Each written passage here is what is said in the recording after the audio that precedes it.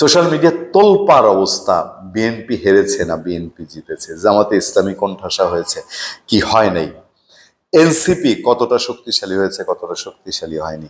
আমার কাছে সবগুলা হিসাব সবগুলা প্রশ্নই কেন যেন খুব সিরিয়াস স্তরের মনে হচ্ছে না।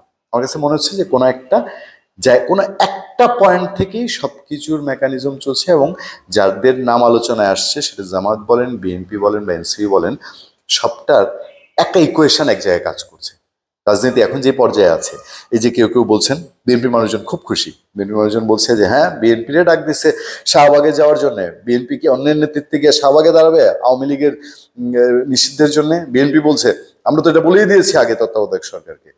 এবং বিএনপিকে টার্গেট করেছিল এনসিপি এবং জামাত ইসলামী, যে বিএনপি আওয়ামী লীগের বিরোধিতা চায় না, আওয়ামী লীগের নিষিদ্ধ চায় না। কিন্তু একদিনের মধ্যেই অনেকটা চেঞ্জ কোথায় চেঞ্জ হচ্ছে, যে যেই বেসিসে আওয়ামী লীগ জামাতকে আগে নিষিদ্ধ করেছিল যে ধরনের কাণ্ডকারপ করে, এরকম একটা পর্যায়ে আওয়ামী লীগ নিষিদ্ধ, এখন আবার সেই একই স্রোত একটা অংশ বলছে যে এই প্রক্রিয়ায় গিয়ে বিএনপি নিষিদ্ধ করব। ওই যে বিএনপির ভুয়া বলছে, আবার বলছে আওয়ামী লীগ গেছে আবার বিএনপির পালা।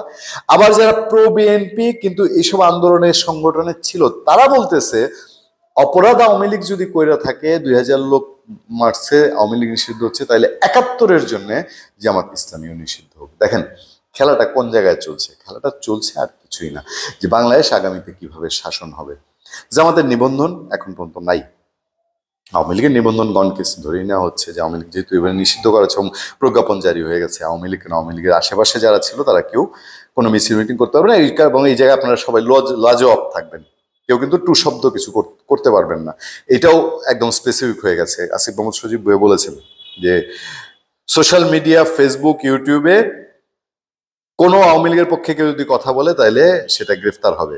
সো এই জায়গায় বি অ্যালার্ট। আচ্ছা, এরকম একটা সিচুয়েশন, আমার মনে একটা ছোট্ট প্রশ্ন আছে, বাংলাদেশের রাজনীতির আলোচনা কোথায় সবচেয়ে বেশি হয় বলেন তো দেখি?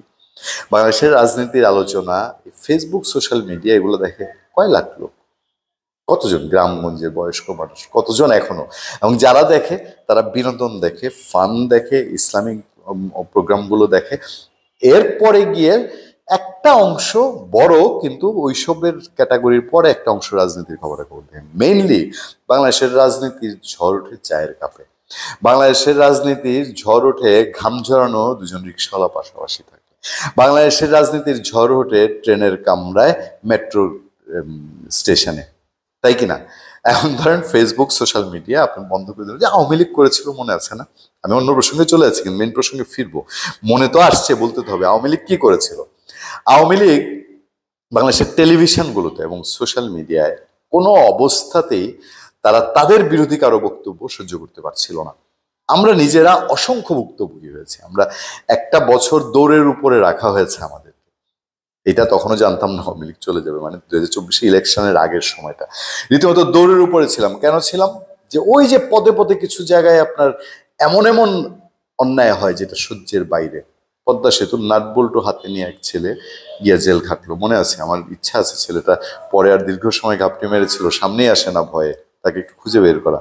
আচ্ছা, এইসব অপরাধের বিরুদ্ধে কথা বলতে গিয়ে সোশ্যাল মিডিয়া বন্ধ।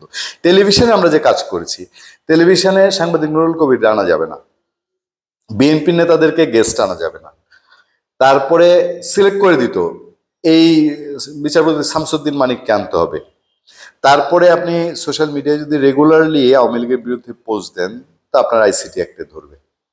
এখন আপনি সেই জায়গায় যদি আবার ফিরে যেতে চান, আওয়ামী লীগ যেই পথ করেছে, আমাদের কিছু বলার নেই, আমরা তো লাজো, আমরা দেশের আইন মানতে হবে না, আমরা তো দেশের আইন মানতে হবে, দেশে আইন করেছেন, দেশের আইন মানবো না। আচ্ছা, এখন চলেন যে আলাপে ছিলাম, এখন বিএনপি জিতেছে কিনা?